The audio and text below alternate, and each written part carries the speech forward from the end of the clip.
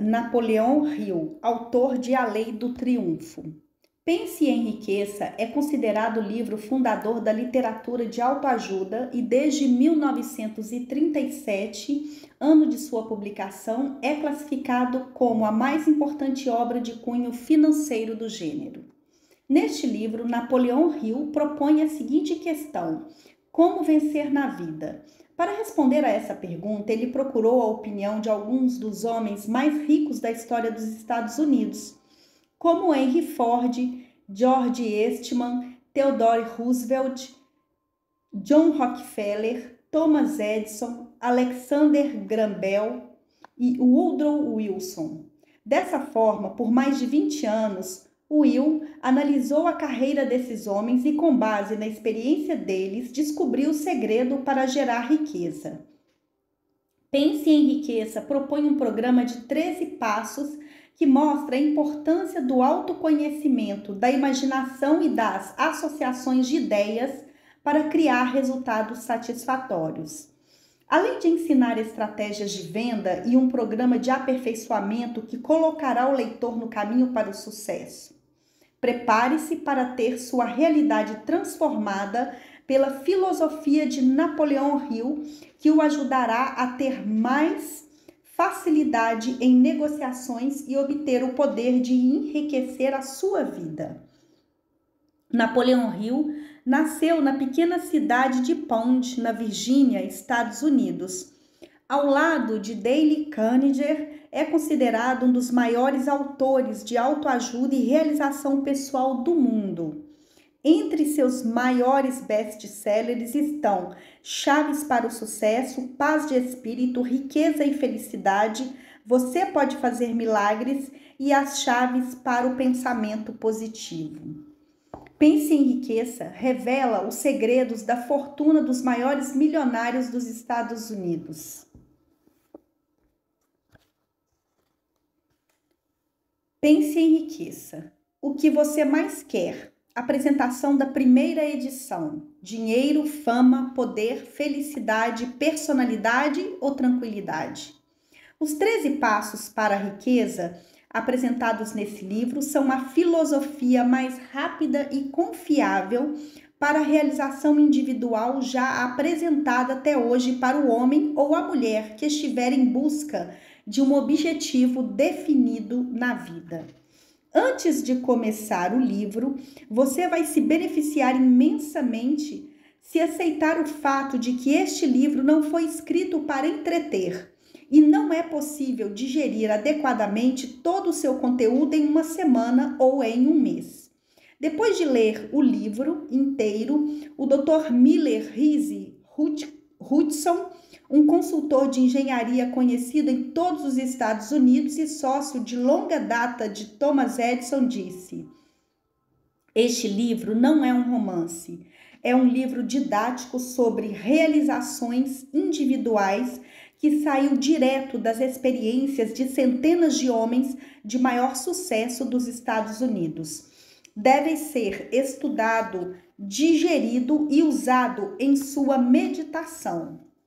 Não se deve ler mais de um capítulo por noite. O leitor deve sublinhar as frases que o impressionarem mais. Posteriormente, deve voltar a esses trechos e lê-los de novo. Um verdadeiro aprendiz não irá simplesmente ler esse livro, mas sim absorver seu conteúdo e assimilá-lo. Este livro deve ser adotado por todas as escolas de ensino médio. E não se deve permitir que nenhum aluno ou aluna se forme sem que tenha passado satisfatoriamente numa prova sobre seu conteúdo. Essa filosofia não vai substituir as matérias que se ensinam nas escolas, mas permitirá que se organize e se aplique os conhecimentos adquiridos, convertendo-os num trabalho útil e adequadamente remunerável, sem perda de tempo.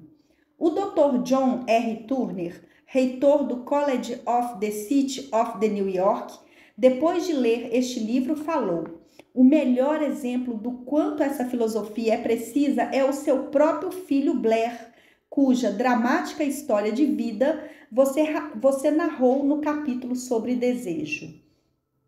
O Dr.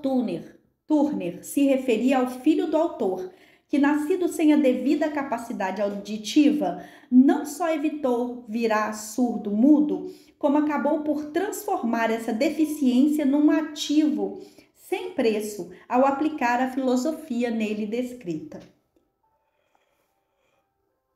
A maneira mais proveitosa de utilizar este livro. Depois de ler a história que começa na página 55, você vai perceber que tem nas mãos uma filosofia capaz de ser transformada em riqueza material, ou de servir para lhe trazer prontamente paz de espírito, compreensão, harmonia espiritual e, em alguns casos, a exemplo do filho do autor, de ajudá-lo a ser maior do que a dor e a angústia físicas. O autor descobriu, analisando pessoalmente centenas de homens bem-sucedidos, que todos eles tinham o hábito de trocar ideias no que eles chamavam de reuniões. Quando tinham problemas para serem resolvidos, eles se reuniam e discutiam livremente até descobrir da contribuição conjunta de ideias um plano que serviria a seus propósitos. Você que está lendo esse livro irá aproveitá-lo ao máximo se colocar em prática o princípio da mente mestra que ele descreve. Você pode fazer isso como outros estão fazendo com sucesso, formando o seu próprio grupo de estudos com a quantidade que você quiser de pessoas que sejam amigas e harmoniosas. O grupo deve se reunir periodicamente, como por exemplo uma vez por semana. Deve-se ler um capítulo do livro em cada reunião e depois seu conteúdo deve ser livremente discutido. Cada membro deve fazer anotações, escrevendo todas as ideias que teve, inspiradas pelo debate. Cada integrante deve ler e analisar o capítulo vários dias antes da leitura em voz alta e dos debates no clube. A leitura deve ser feita por alguém que seja bom orador e que saiba como colorir e preencher de sentidos as frases. Seguindo esse plano, o leitor obterá destas páginas não só a soma do melhor conhecimento organizado a partir da experiência de centenas de pessoas bem-sucedidas, mas, o que de longe é o mais importante, ele estará se servindo de novas fontes de conhecimento que brotarão em sua mente, como também do conhecimento de todas as demais pessoas presentes, o que é inestimável.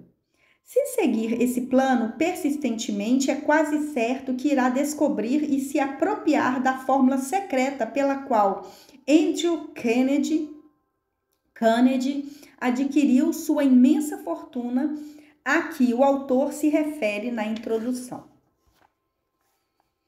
Prefácio do editor, a primeira edição.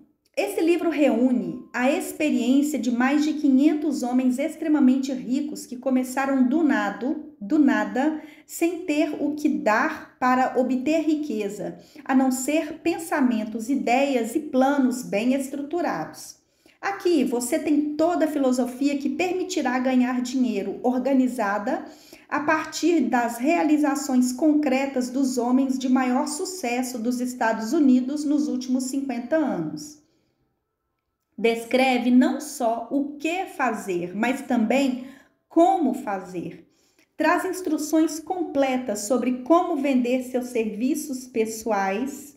Proporciona um sistema perfeito de autoanálise que revelará imediatamente o que sempre ficava entre você e aquela grana toda. Descreve a famosa fórmula de Andrew Carnegie para a realização pessoal, por meio do qual ele acumulou centenas de milhões de dólares para si e tornou os inúmeros homens a quem ele ensinou o segredo milionários. Talvez você não precise de tudo o que este livro revela. Nenhum dos 500 homens cujas experiências são narradas aqui precisou. Mas talvez você precise de uma ideia, um plano ou uma sugestão para encaminhá-lo em direção à sua meta. Em algum lugar desse livro, você encontrará esse estímulo adicional. O livro foi inspirado por Andrew Carnegie depois de ele ter ganho milhões e se aposentado. Foi escrito pela pessoa a quem Carnegie revelou o incrível segredo de sua fortuna. O mesmo homem a quem os outros 500 ricaços revelaram uma fonte da prosperidade. Nesse livro você encontrará os 13 princípios da geração de riqueza, que são fundamentais para todas as pessoas que desejarem acumular dinheiro suficiente para garantir sua independência financeira. Acredita-se que a pesquisa necessária para preparar esse livro, que cobriu mais de 25 anos de esforço contínuo, não poderia ser repetida por menos de $100.000. Além disso, os conhecimentos contidos nesse livro não poderiam jamais ser replicados pelo preço que fosse, pela simples razão de que mais da metade dos 500 homens que forneceram essas informações já faleceram. Nem toda riqueza pode ser medida em dinheiro. O dinheiro e os bens materiais são fundamentais para a independência do corpo e da mente, mas tem gente que acha que as maiores riquezas só podem ser avaliadas em termos de amizade duradoura, relações familiares harmoniosas, simpatia e compreensão entre sócios e uma harmonia interior que traz uma paz de espírito que só pode ser medida em valores espirituais. Todos os que lerem, entenderem e aplicarem essa filosofia estarão mais bem preparados para atrair e se deliciar com aqueles estados mais elevados que sempre foram e sempre serão negados a todos os que não estiverem prontos para eles. Portanto, trate de se preparar quando se expuser à influência dessa filosofia para experimentar uma mudança de vida que permitirá que você não só negocie o seu caminho na vida com harmonia e compreensão, mas também irá prepará-lo para a acumulação de uma abundância de recursos materiais. O editor The Rolston Society, 1937. Introdução do autor, a primeira edição. Em todos os capítulos desse livro, eu menciono o segredo da riqueza que gerou fortunas para os mais de 500 homens extremamente ricos que eu analisei nos mínimos detalhes ao longo dos anos. Quem chamou minha atenção para esse segredo foi Andrew Carnegie, há mais de um quarto de século. O magnífico e admirável escocês o jogou descuidadamente na minha cabeça quando eu mal passava de um menino.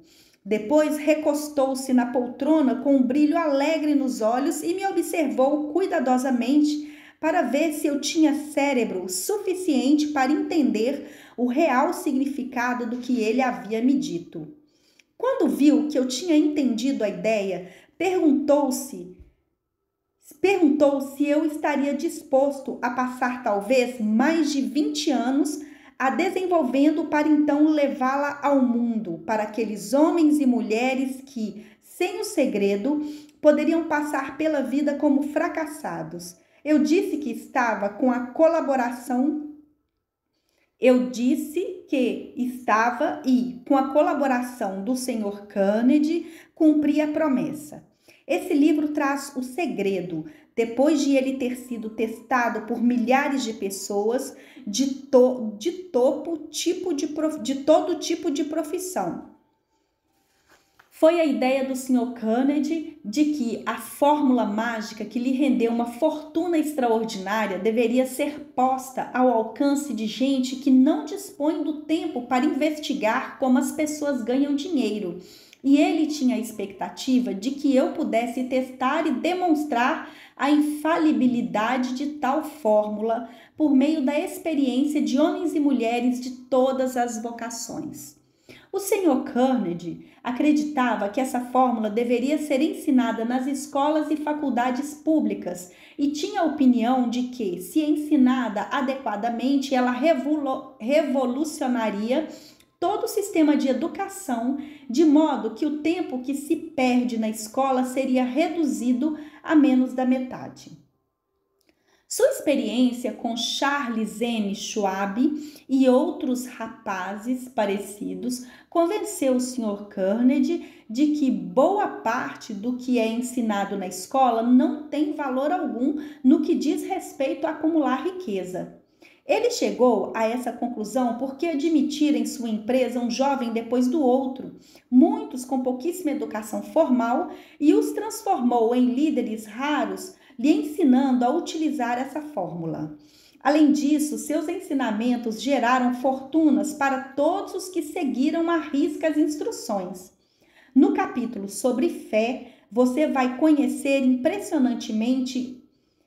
a impressionante história da gigantesca United States Steel Corporation, como ela foi concebida e realizada por um dos jovens a quem o Sr. Carnegie provou que a fórmula funcionaria para todos os que estivessem prontos para ela.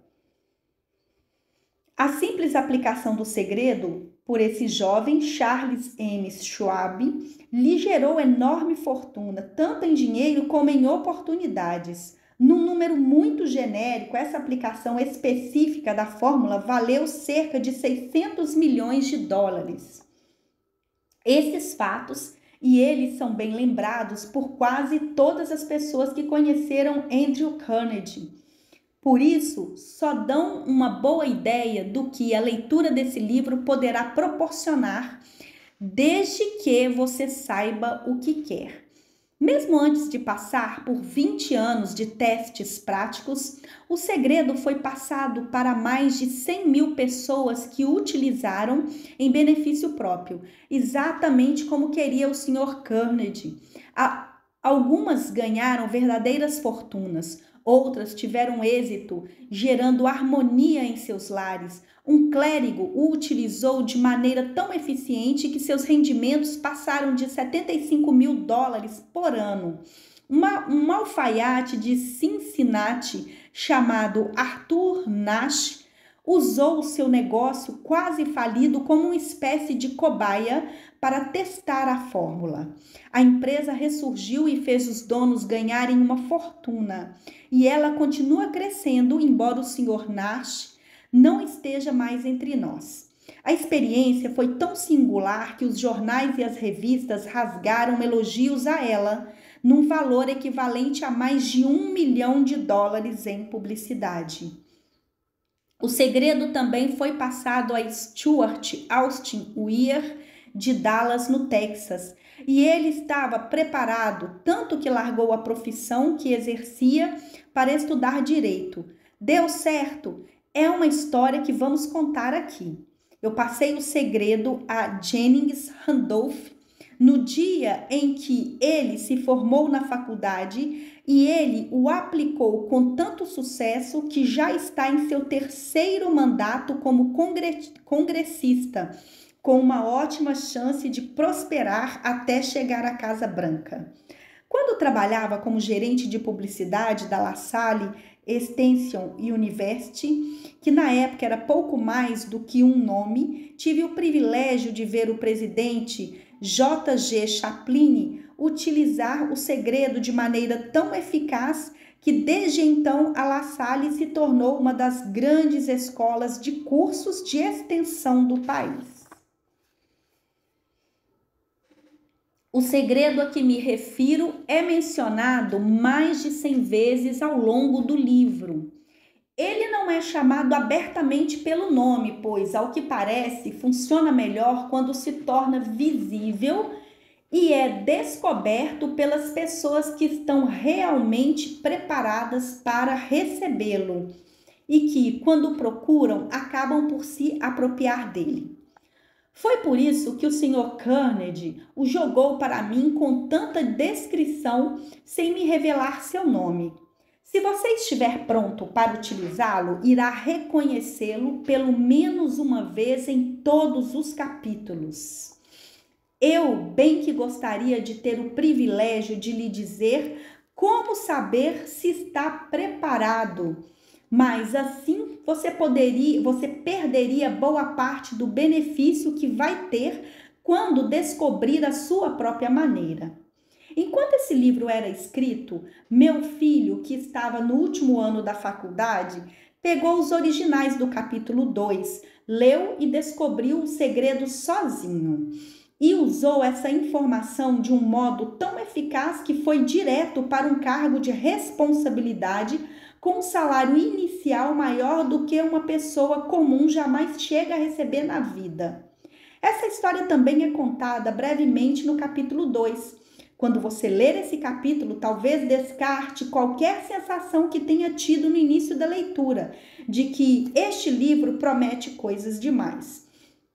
Além disso, se algum dia se sentiu desanimado, se já passou por dificuldades em que teve de usar todas as suas forças para superá-las, se tentou e fracassou, se já se sentiu incapacitado por causa de uma doença ou problema físico, a história da recuperação do meu filho pôde se revelar um verdadeiro oásis no deserto das esperanças perdidas, justamente aquilo que você precisa.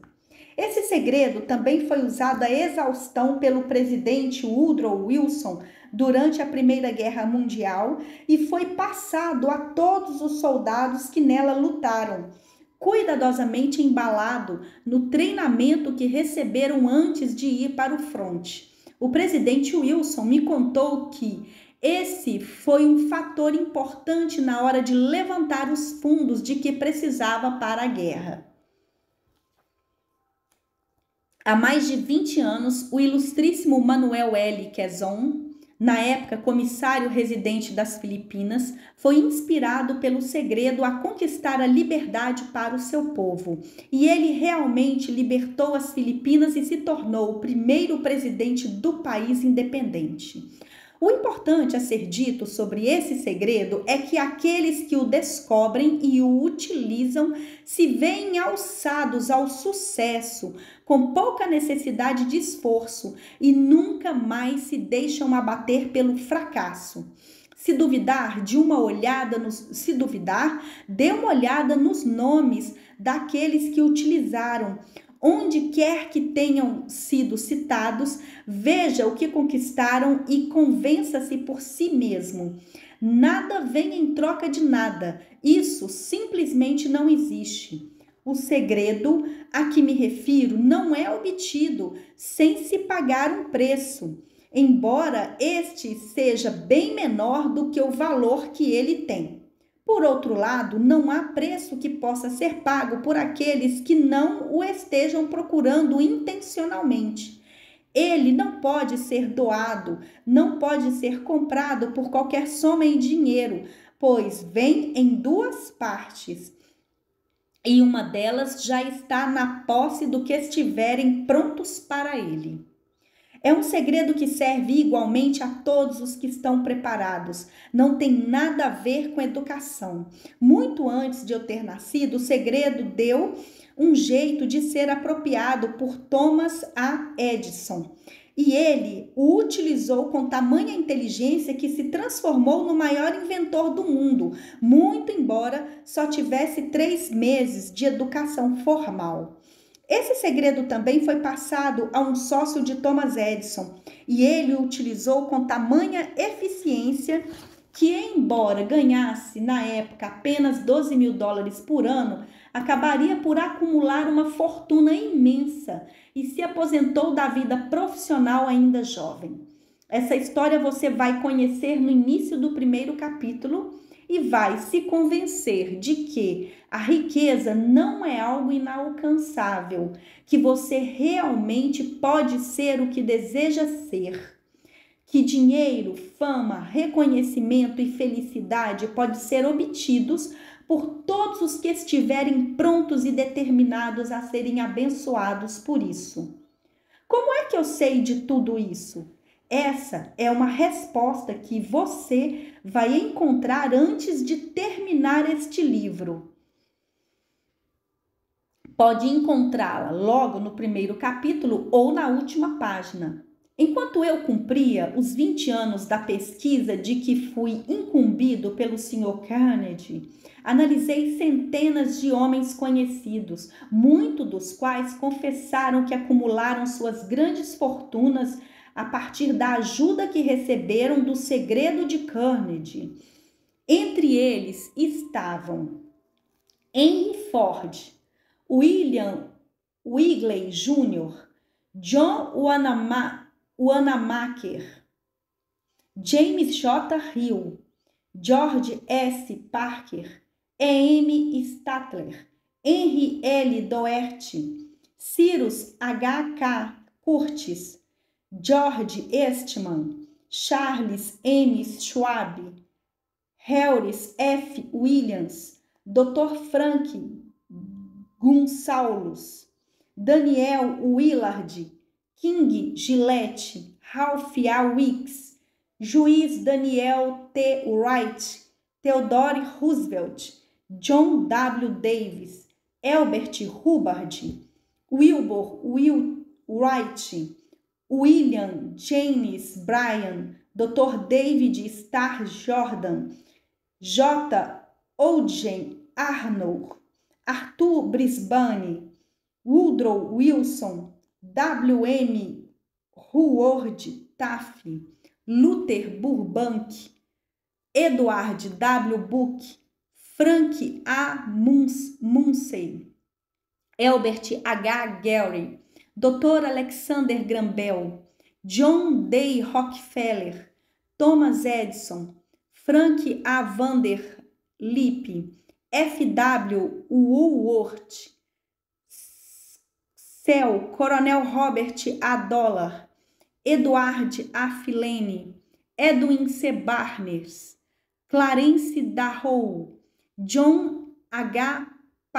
Peterson, Julius Rosenwald, Stuart Austin Weir, Dr. Frank Crane, George M. Alexander, J. G. Chaplin, Jennings Randolph, Arthur Nash. E esses nomes são apenas uma fração das centenas de americanos famosos cujas realizações financeiras ou em outros campos da vida provaram que os que entendem e põem em prática o segredo de Carnegie atingem patamares elevados na vida. Eu nunca conheci alguém animado para utilizar o segredo que não tenha obtido sucesso em sua área de ação. E nunca conheci uma única pessoa que conseguisse se distinguir ou acumular uma fortuna digna de nota que não tivesse conhecido o segredo. Desses dois fatos, eu chego à conclusão de que o segredo é mais importante como parte daquele conhecimento essencial para a autodeterminação do que qualquer coisa que as pessoas recebam por aquilo que é popularmente chamado de educação. E, afinal de contas, o que é educação?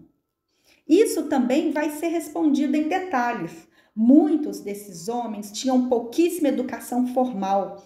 John Wanamaker um dia me contou que a pouca educação que recebeu obteve da mesma maneira que uma locomotiva recebe água, agarrando e engolindo enquanto corre. Henry Ford nunca chegou ao ensino médio, muito menos fez faculdade. Não quero aqui tentar minimizar o valor da educação.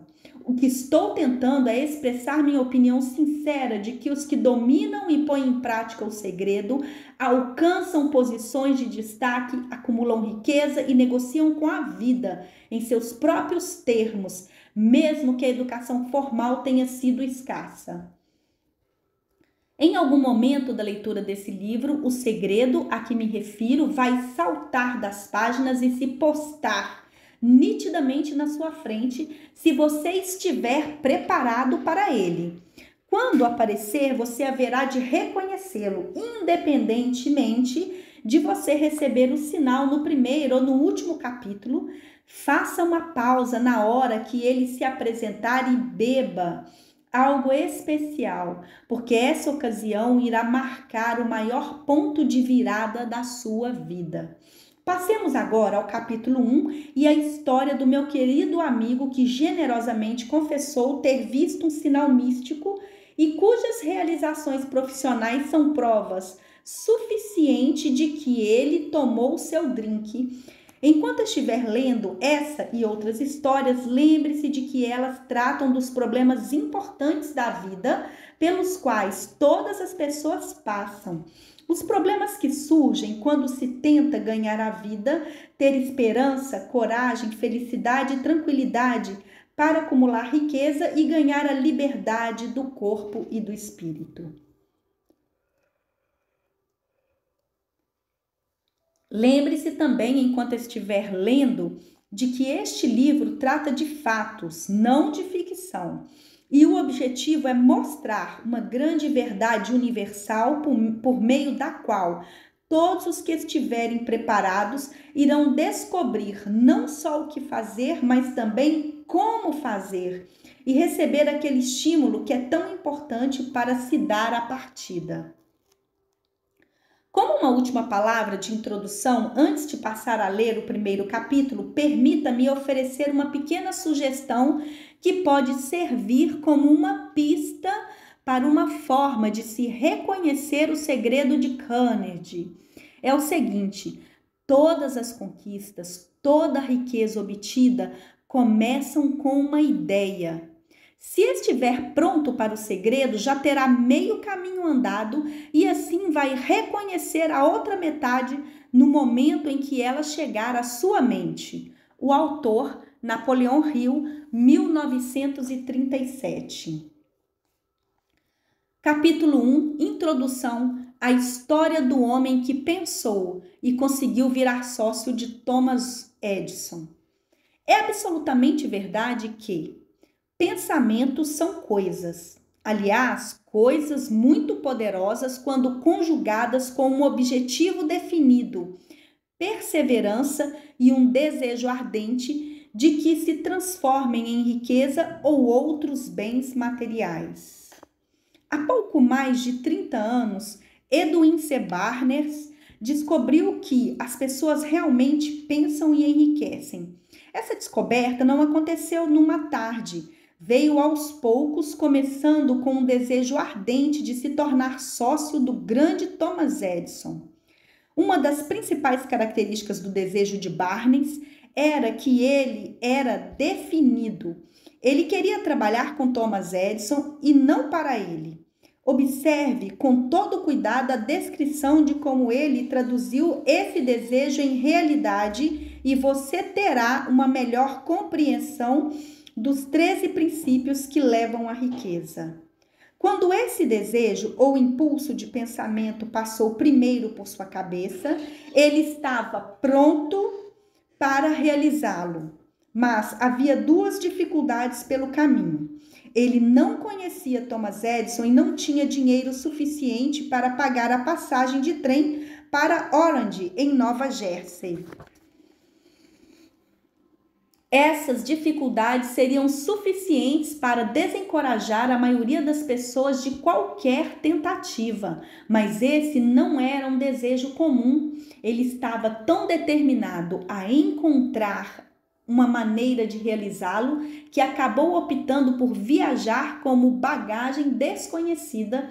Para os não iniciados, isso significa que ele foi para East Orange num trem de carga. Ele se apresentou no laboratório do Sr. Edison e anunciou que havia chegado para fazer negócios como inventor.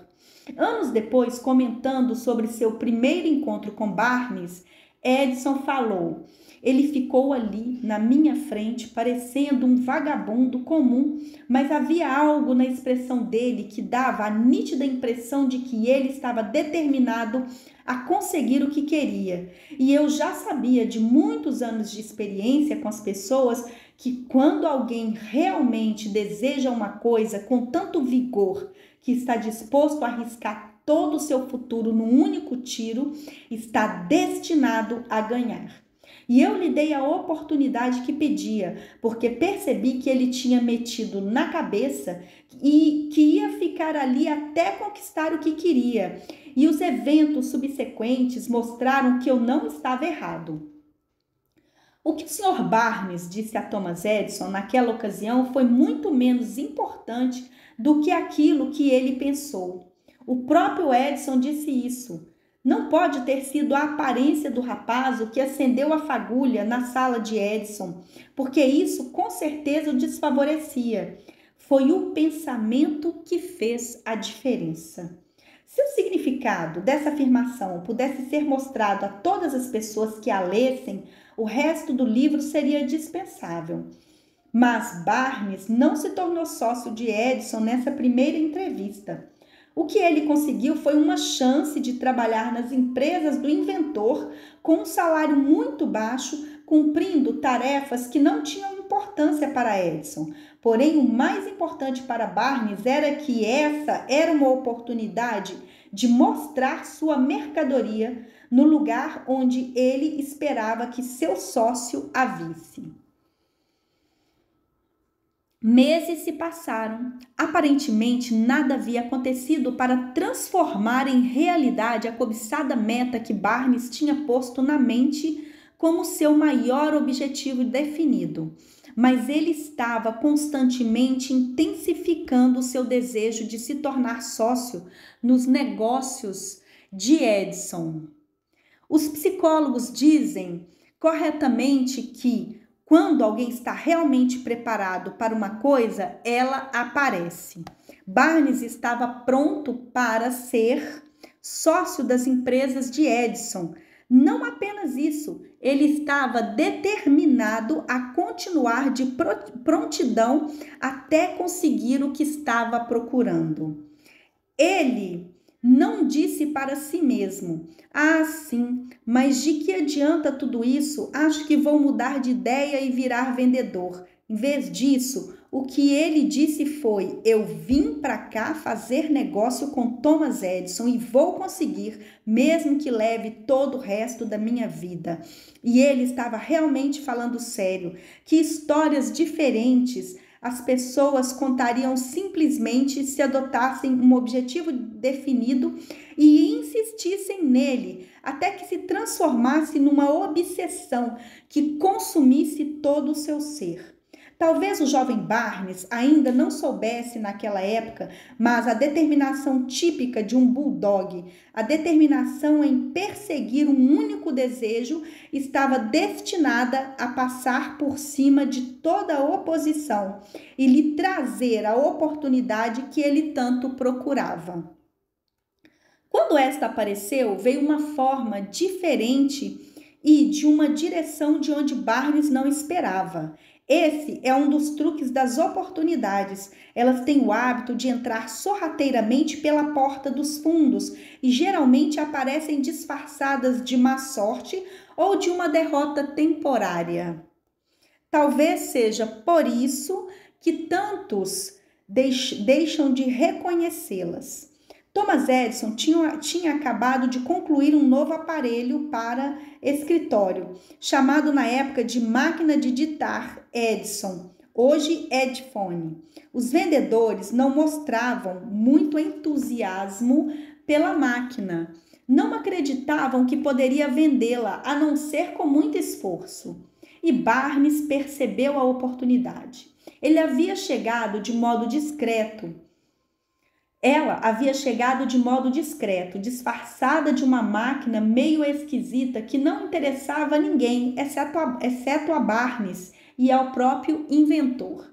Barnes sabia que podia vender a máquina de digitar Edison. Fez essa sugestão ao inventor e logo conseguiu a chance. Vendeu a máquina. Aliás, teve tanto sucesso nas vendas que Edison o contratou para distribuí-la e vendê-la por todos os Estados Unidos. Dessa sociedade nasceu o slogan feito por Edison e instalado por Barnes. A parceria se estendeu por mais de 30 anos. Com ela, Barnes ficou riquíssimo, mas também conseguiu uma coisa infinitamente mais importante. Ele provou que alguém pode realmente viver com base no Pense e Enriqueça. Quanto valeu em dinheiro aquele desejo original de Barnes? Eu realmente não tenho como saber. Talvez tenha lhe rendido uns 2 ou 3 milhões de dólares, mas a quantia qualquer que seja, é insignificante se comparada com o bem maior de ter conquistado o conhecimento definitivo de que um impulso de pensamento pode ser transformado numa contrapartida física mediante a aplicação de princípios bem conhecidos. Barnes pensou e conseguiu virar sócio do grande Thomas Edison, pensou e conseguiu ganhar uma fortuna. E não tinha nada com o que começar, exceto a capacidade de saber o que queria e a determinação de persistir nesse desejo até alcançá-lo. Ele não tinha dinheiro para começar, tinha pouquíssima educação, nenhuma influência, mas tinha iniciativa, fé e a vontade de vencer. Com essas forças intangíveis, ele se fez o braço direito do inventor mais importante de todos os tempos.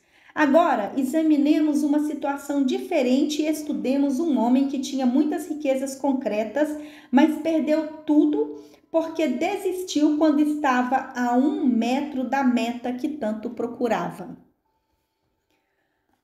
A 1 metro do ouro. Uma das causas mais comuns do fracasso é o hábito de desistir quando se está tomado por um sentimento temporário de derrota. Todos nós cometemos esse erro de vez em quando. Um tio de R.U. Darby foi acometido pela febre do ouro na época da corrida do ouro e partiu para o oeste para cavar e enriquecer. Nunca tinha ouvido falar que mais ouro foi retirado do cérebro dos homens do que da terra. Ele obteve um terreno e se pôs a cavar com pá e picareta. Era uma vida difícil, mas sua fome de ouro era enorme. Após semanas de trabalho, ele foi recompensado pela descoberta de uma jazida importante, mas precisava das máquinas para trazê-la à superfície. Discretamente, ele cobriu a mina e voltou para casa em Williamsburg, Maryland, e contou aos parentes e alguns vizinhos de sua sorte. Eles fizeram uma vaquinha para comprar as máquinas e mandaram tudo para lá. O tio e Darby voltaram para trabalhar na mina. O primeiro carreto de ouro foi retirado e mandado a uma fundição. O resultado mostrou que eles eram donos de uma das minas mais ricas do Colorado. Mais alguns carretos de ouro e pagariam todas as dívidas. Depois viriam os lucros. Quanto mais fundo as máquinas cavavam, mais alto subiam as expectativas de Darby e de seu tio. Foi aí que alguma coisa aconteceu. Eles tinham chegado ao fim do arco-íris e o pote de ouro não estava lá. Eles continuaram a cavar, tentando desesperadamente pegar a mesma jazida, mas sem sucesso algum, até que finalmente eles preferiram desistir. Venderam as máquinas a um ferro velho por algumas centenas de dólares e pegaram o trem de volta para casa. Alguns donos de ferro velho são burros, mas esse não. Ele chamou um engenheiro de Minas para examinar o local e fazer alguns cálculos. O engenheiro falou que o projeto tinha fracassado porque os donos não sabiam lidar com as falhas geológicas. Seus cálculos indicavam que a jazida seria encontrada a menos de 1 metro de onde os Darbys haviam parado de cavar. E foi exatamente ali que o homem a encontrou. O dono do ferro velho ganhou milhões de dólares com aquele ouro, porque sabia que devia pedir o conselho de um especialista antes de desistir. A maior parte do dinheiro usado para comprar as máquinas tinha saído do esforço de R.U. Darby, que naquela época era muito jovem. O dinheiro veio de parentes, vizinhos que acreditaram nele e ele devolveu tudo o que pagou, mesmo que tenha levado anos para isso. Muito tempo depois, o Sr. Darby conseguiria recuperar o prejuízo muitas vezes quando descobriu que o desejo pode ser transformado em ouro. Foi uma descoberta que ele fez depois de começar a vender seguros de vida. Sempre se lembrando de que havia perdido uma fortuna porque parara de cavar a menos de 1 metro de onde estava o ouro.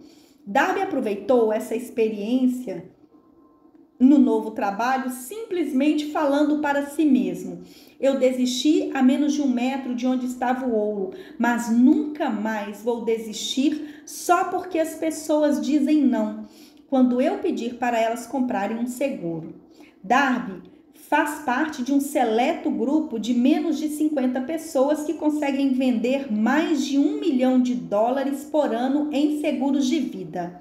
Ele aprendeu a nunca desistir com a lição que aprendeu quando desistiu fácil demais em sua mina de ouro. Antes de o sucesso entrar na vida de uma pessoa, ela com certeza vai ter que lidar com muitas derrotas temporárias e talvez alguns fracassos. Quando a derrota chega para alguém, o caminho mais fácil e lógico é desistir. E é exatamente o que a maioria das pessoas fazem. Mas mais de 500 dos homens mais bem-sucedidos dos Estados Unidos contaram a este autor que seu maior sucesso veio um passo após aquele ponto em que a derrota os havia deixado atordoados. O fracasso é um trapaceiro ardiloso e muito irônico. Ele se diverte esticando o pé para alguém tropeçar quando o sucesso está bem ao seu alcance.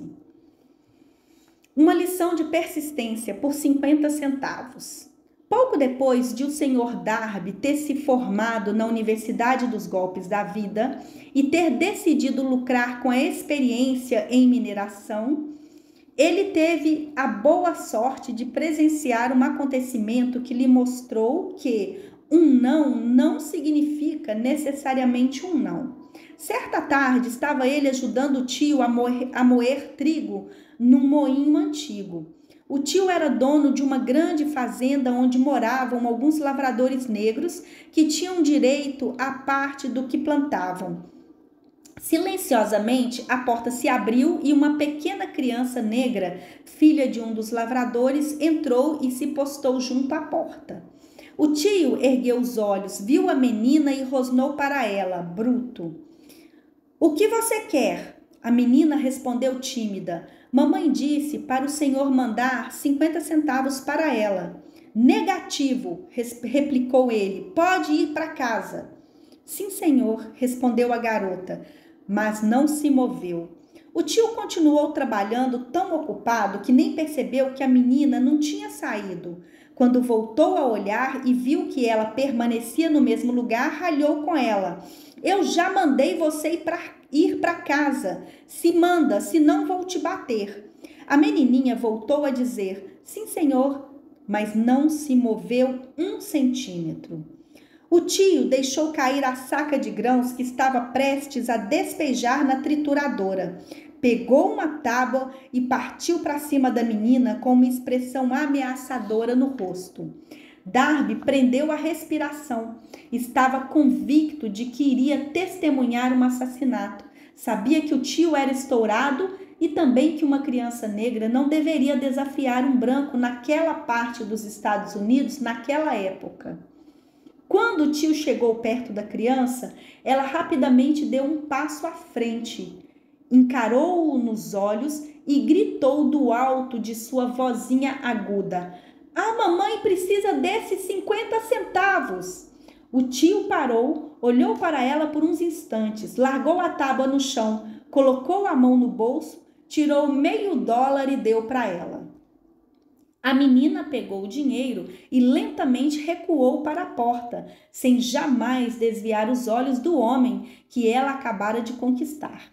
Depois que ela saiu, o tio se sentou numa caixa e ficou olhando para o nada, pela janela por mais de 10 minutos. Estava pensando, impressionado, na surra que tinha acabado de levar.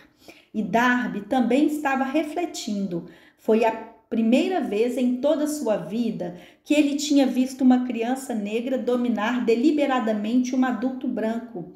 Como é que ela conseguiu uma coisa daquelas? O que aconteceu com seu tio que fez com que ele perdesse toda a sua fúria e se tornasse dócil como um carneirinho?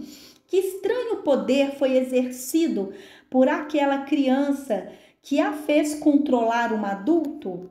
Esta e outras perguntas semelhantes passaram pela mente de Darby, mas ele só ia encontrar as respostas anos depois, quando me contou a história.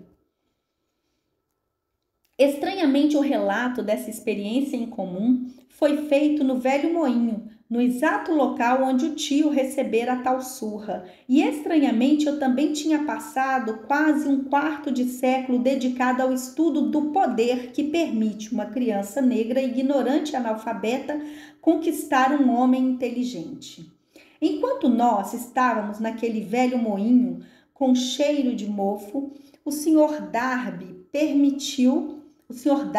repetiu a história daquela conquista inusitada e perguntou: o que você conclui de tudo isso? Que poder estranho aquela menina usou que deixou o meu tio totalmente dominado? A resposta a esta pergunta será encontrada nos princípios descritos neste livro.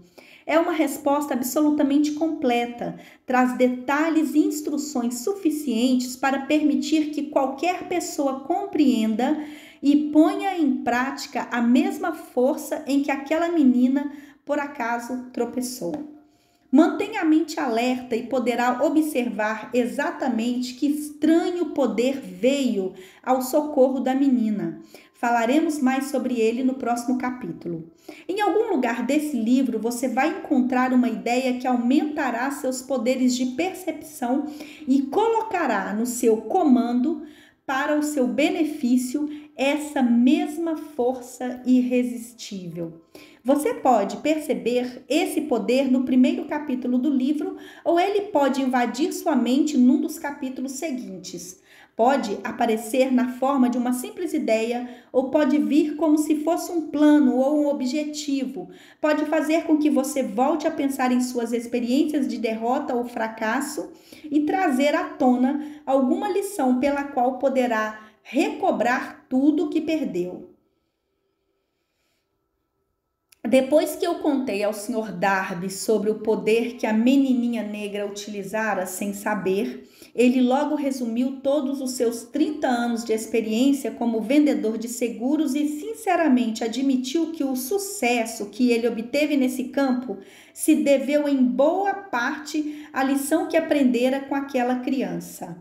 O Sr. Darby destacou: toda vez que um cliente em potencial tentava me dispensar sem comprar nada, eu via aquela menina ali no velho moinho, com os olhos arregalados, brilhando em desafio, e dizia a mim mesmo: tenho que fazer essa venda. A grande maioria das vendas que eu fiz aconteceu depois que as pessoas me disseram não. Ele se lembrava também do erro que cometeu quando parou a menos de 1 metro de onde estava o ouro, porém relatou: aquela experiência foi uma verdadeira bênção disfarçada. Ela me ensinou a sempre continuar, não importa o quanto a estrada esteja difícil. E isso era uma lição que eu tinha que aprender antes que pudesse ser bem-sucedido em alguma coisa. Essas histórias do Sr. Darby e do tio da menininha,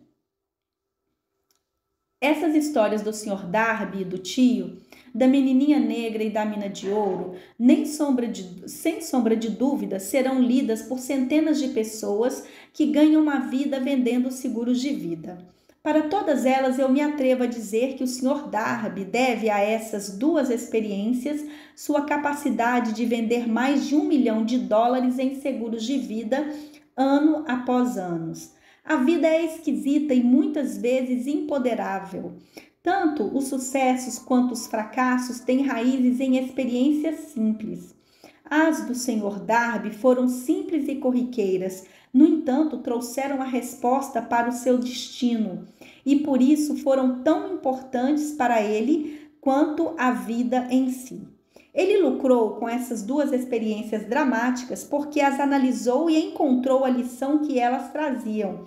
Mas o que dizer da pessoa que não tem tempo nem inclinação para estudar um fracasso em busca do conhecimento que a leva ao sucesso?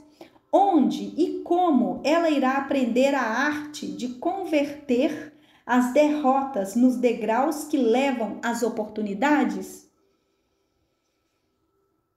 Foi para responder a essa pergunta que este livro foi escrito, e a resposta pediu o desenvolvimento de 13 princípios, mas lembre-se, quando for ler, de que a resposta para as perguntas que o levaram a questionar a estranheza da vida pode ser encontrada na sua própria mente através de uma ideia, um plano ou objetivo que pode vir à sua cabeça enquanto estiver lendo esse livro. Uma ótima ideia é tudo o que alguém precisa para alcançar o sucesso. Os princípios descritos nesse livro são os melhores e mais práticos que existem e lidam com as maneiras e os meios de se gerar ideias práticas. Antes de avançarmos na descrição desses princípios, acho que você tem o direito de receber uma importante informação. Quando o dinheiro começa a entrar, ele vem com tanta rapidez e com tamanha abundância que nos perguntamos onde é que ele andava se escondendo durante todos os anos de vacas magras. Essa é com certeza uma afirmação impressionante e mais ainda quando levamos em consideração a crença popular de que o dinheiro só vem para quem trabalha duro muitas horas por dia. Quando você começar a adotar a fórmula Pense e Enriqueça, vai perceber que o dinheiro parte de um estado mental com um objetivo definido que não exige trabalho duro. Você e todas outras pessoas devem se interessar em saber como chegar a esse estado mental que atrai o dinheiro. Eu passei 25 anos pesquisando, analisando mais de 25.000 pessoas, porque eu também queria saber como é que os ricos ficaram ricos. Sem essa pesquisa não haveria esse livro. Aqui vale observar uma verdade muito significativa. A depressão financeira começou em 1929 e continuou até bater todos os recordes de destruição, até algum momento depois que o presidente Franklin Roosevelt tomou posse. Então, a depressão começou a desaparecer. Assim como o eletricista de um teatro aumenta a iluminação gradativamente, de modo que a escuridão acaba se tornando luz antes que você perceba, o lugar que o medo ocupava na mente das pessoas acabou se transformando pouco a pouco em fé. Observe atentamente que assim que você dominar os princípios dessa filosofia e começar a seguir as instruções e aplicar os princípios, sua situação financeira vai começar a melhorar e tudo que você tocar vai começar a se transformar num ativo para o seu próprio benefício. Impossível? De jeito nenhum. Uma das maiores fraquezas da humanidade é o quanto o homem comum emprega a palavra impossível. Ele conhece todas as regras do que não funciona, sabe tudo que não pode ser feito. Esse livro foi escrito para aqueles que buscam as regras que fizeram os outros serem bem-sucedidos e que estão prontos para arriscar tudo nessas regras. Há muitos e muitos anos eu comprei um belo dicionário. A primeira coisa que fiz foi achar a palavra impossível e com todo carinho recortá-la do livro. Não seria nada mal se você fizesse o mesmo. O sucesso vem para aqueles que têm uma consciência para o sucesso. E o fracasso chega para aqueles que, por indiferença, têm uma consciência para o fracasso. O objetivo desse livro é ajudar a todos os que querem aprender a arte de modificar suas mentes de uma consciência para o fracasso em uma consciência para o sucesso. Outra fraqueza comum nas pessoas é o hábito de medir tudo e todos por suas próprias impressões e crenças. Algumas pessoas que lerem esse livro vão pensar que ninguém pode simplesmente pensar em enriquecer. Elas não conseguem pensar como ricas porque seus pensamentos estão imersos na pobreza, escassez, miséria, fracassos e derrotas. Esses infelizes me lembram de um famoso chinês que chegou aos Estados Unidos para ser educado à moda americana.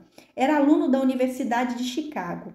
Um dia, o presidente Harper conheceu esse jovem asiático no campus e parou para conversar com ele por alguns minutos. O presidente perguntou qual ele achava que era a característica mais visível dos americanos. Ué, respondeu o chinês, a abertura esquisita dos olhos. Os olhos de vocês são muito esquisitos. E o que é que nós falamos dos chineses? Nós nos recusamos a acreditar naquilo que não entendemos. Acreditamos totalmente que nossas limitações são a medida dos limites do homem. É lógico que são os olhos dos outros que têm uma abertura esquisita, porque eles não são como nós. Milhões de pessoas olham para as realizações de Henry Ford, depois que ele teve êxito, e o invejam por causa de sua sorte, sua genialidade ou o que quer que acreditem como a razão de sua fortuna. Talvez uma pessoa em cada 100 mil conheça o segredo do sucesso de Ford, e as que sabem são excessivamente modestas ou relutantes em tocar nesse assunto, de tão simples que ele é. Um único exemplo vai ilustrar esse segredo perfeitamente. Há alguns anos, Ford decidiu produzir aquele que seria o hoje famoso motor V8. Ele queria construir um motor com todos os 8 cilindros montados num só bloco e deu instruções a seus engenheiros para fazer um desenho do motor. O desenho foi feito num papel, mas todos os engenheiros concordaram, sem exceção, que era simplesmente impossível montar um motor de 8 cilindros a gasolina numa única peça. Mesmo assim, tratem de produzir, disse Ford. Mas é impossível. Vão em frente, ordenou o patrão, e continuem nesse projeto até dar certo, o tempo que for necessário. Os engenheiros tocaram o trabalho. Não havia mais nada a fazer se quisessem continuar fazendo parte da equipe de Ford. 6 meses se passaram e nada aconteceu. Mais 6 meses e nada. Os engenheiros tentavam todo tipo de plano para cumprir suas ordens, mas tudo parecia fora de cogitação.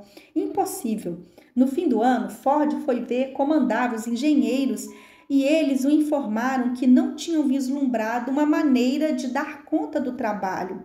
Continuem trabalhando, disse Ford. É isso que eu quero e é isso que eu vou ter.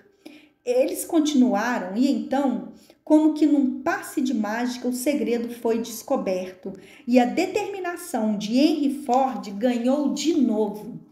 Talvez essa história não tenha sido contada com precisão milimétrica, mas o todo e a substância estão corretas. Tirem suas conclusões. Você que deseja pensar em enriquecer, e deduza, se puder, o segredo para os milhões de dólares de Henry Ford.